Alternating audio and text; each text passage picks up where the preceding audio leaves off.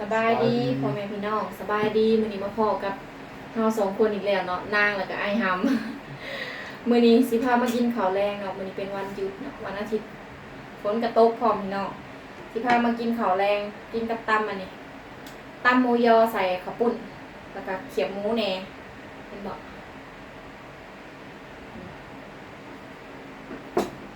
แล้วก็สิมีผักขาแล้วก็เส้นข้าวปุ้นเนาะผักซีได้สำนีมานี้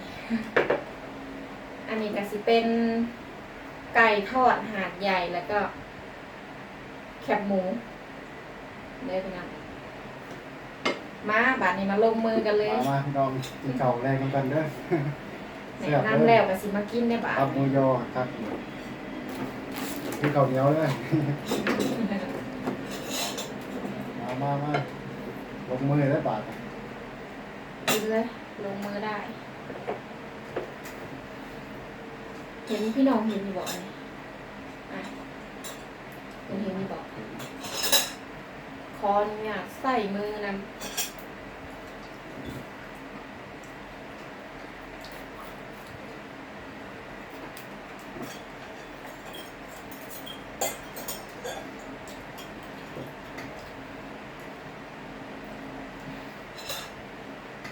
ใส่มือยุบหลงเสร็จมาเด้อพี่น้อง เริ่มมา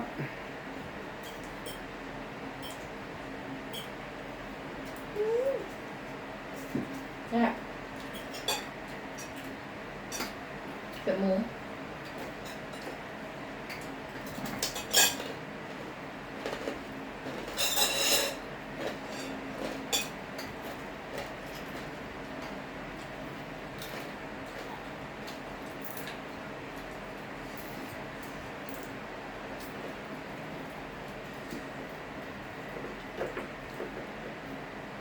ขออนุญาตใส่มือเลยพี่น้องนะ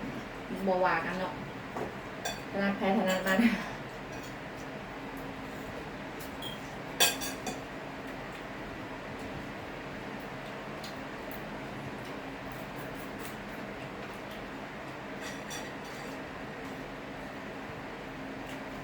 พี่น้องได้ยังกินข้าวแรงเหมือนนี้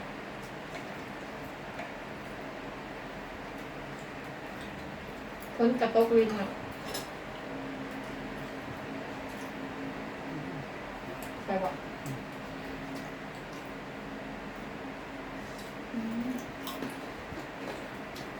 เผ็ด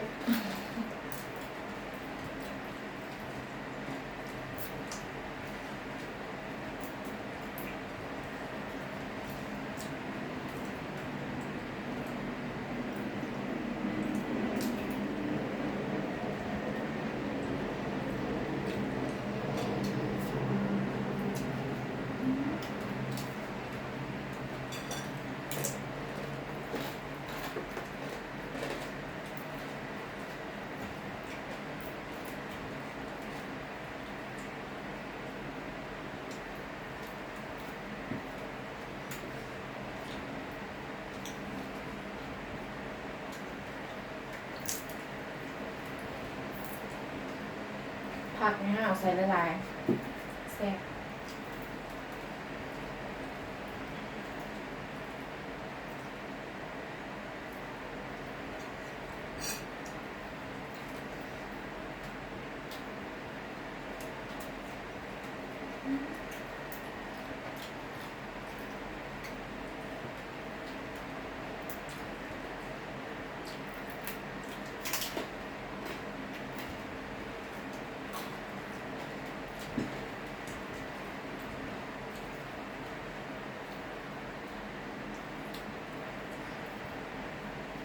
แซ่บเนาะ ไก่ทอด แก้เผ็ด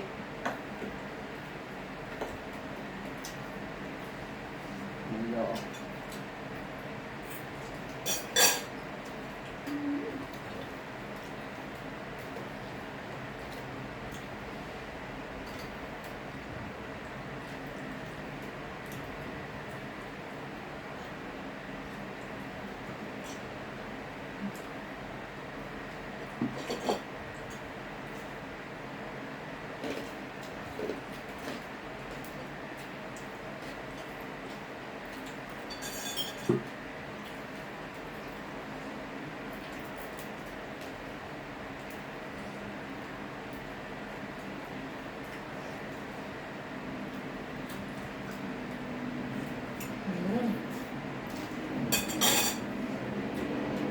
ำใหญ่ๆแม่งแซ่บ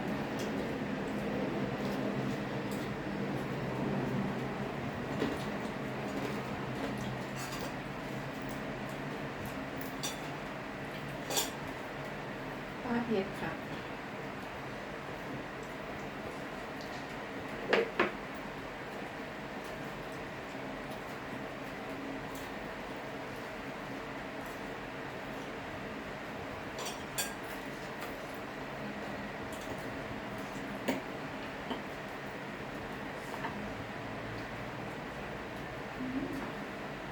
ปุ่นไปตับเลยยาวเนาะ เง่าตัวยังแซ่บ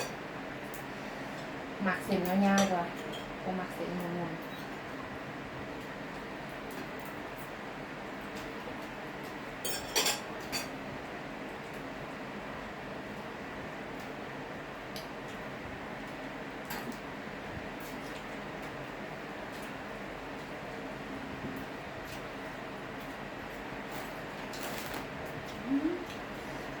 เผ็ด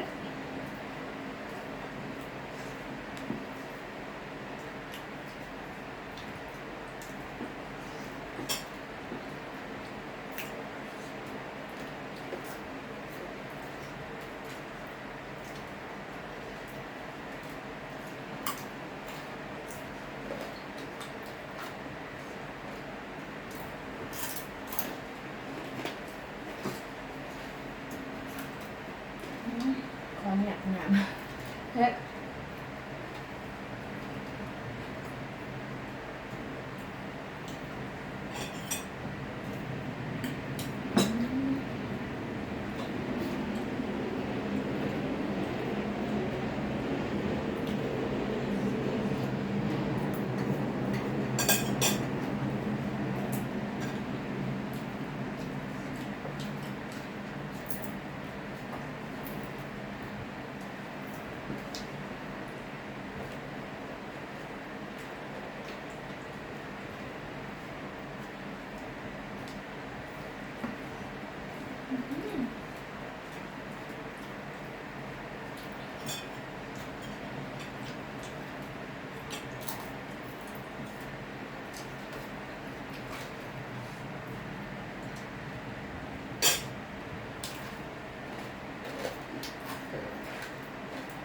อืม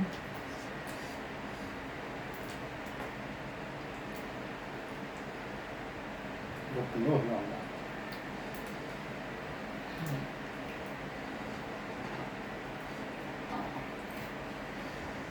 เผ็ด กินยังไงวะ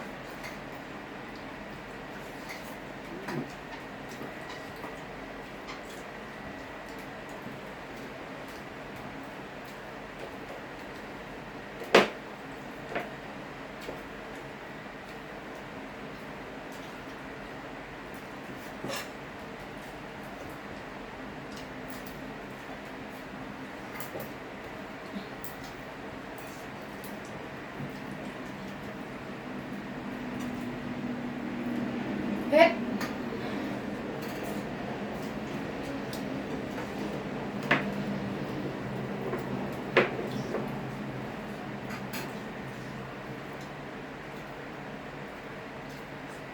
คนนั้น หืม คนนั้นเสร็จแล้ว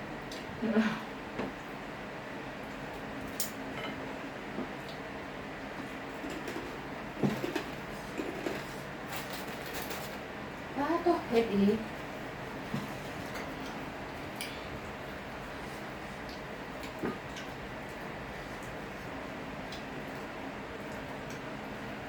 ตำกระปุ่นตำหมูยอใส่กระปุ่นแซ่บน้ำปลาแดกนัวๆแห้งแซ่บพี่น้องอ่ะ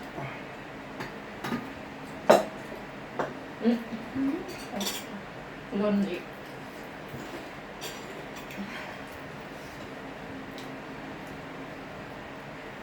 ตำหมักผิงแห้งเขากันค่ะ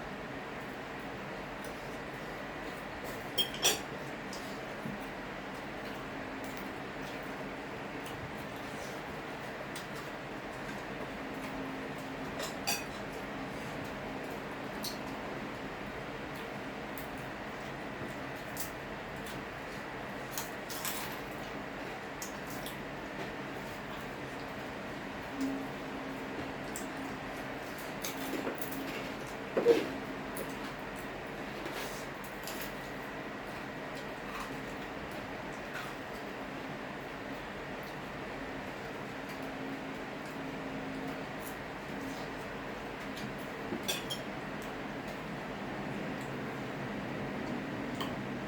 าพักใส่ไป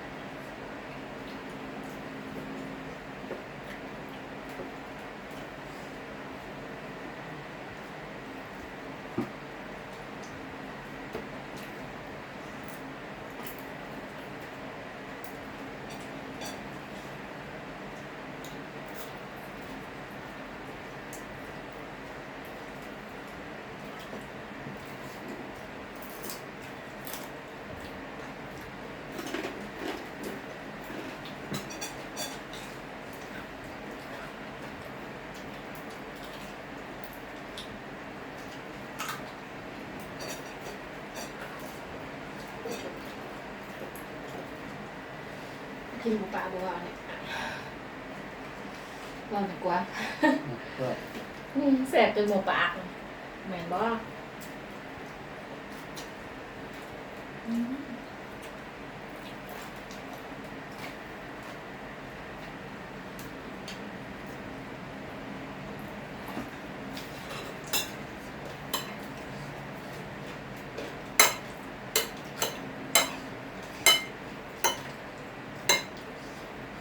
สิเบิดเลย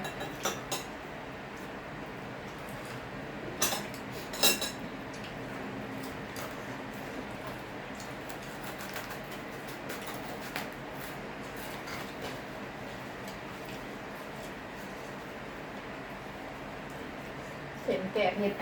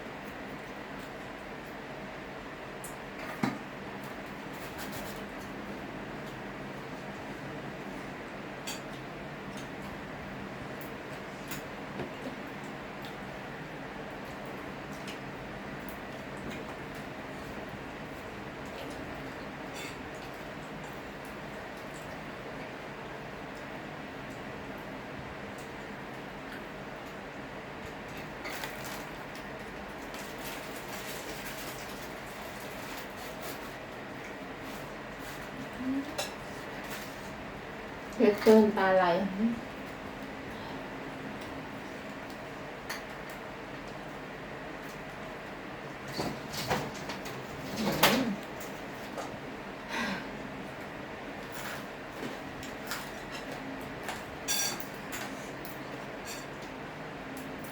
พักกะสิเบิดปลาได้บาด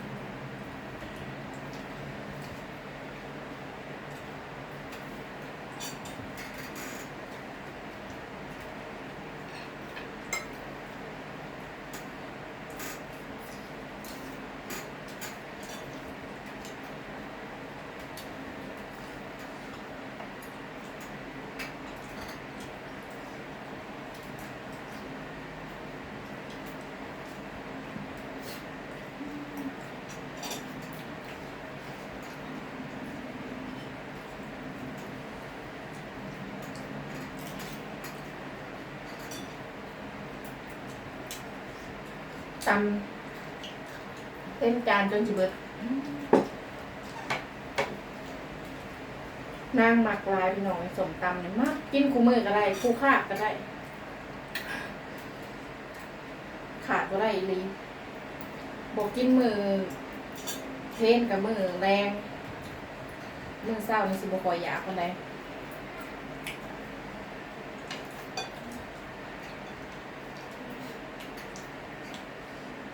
ว่าจะเป็นสมตำกินในเบิดหมักลาย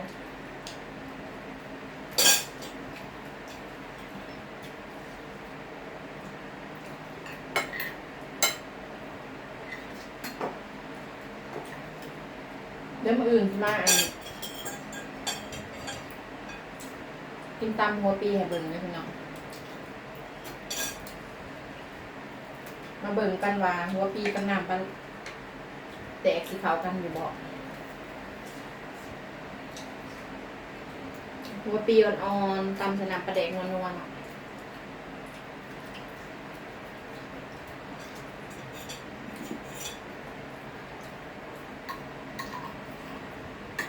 จังเลย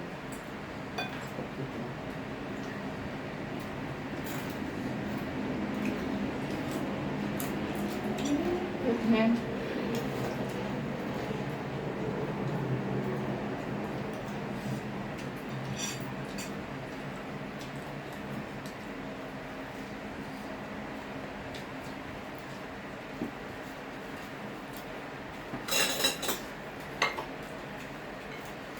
สิเบิดแล้วพี่น้องเผ็ดบ่ไหวแล้วพักกันเหลือสำเร็จสำหรับมื้อนี้ก็บ่มีหยังหลายเนาะนางก็แวะมากินให้เบิ่งแล้วก็มาเว้ามาลมนำพี่น้องเนาะถ้าใครมักก็อย่าลืมเด้อพี่น้องอย่าลืมกดกระดิ่งให้นำเด้อกดกระดิ่งกดติดตามไว้เพื่อที่จะบ่ผิดบ่พลาดคลิปใหม่ๆจากช่องนางเนาะนางก็ฝากไว้นำแน่โอเคบ่เว้าหลายสำหรับมื้อนี้ก็สิขอตัวลาไปก่อนเด้อพี่น้องสบายดีบ๊ายบาย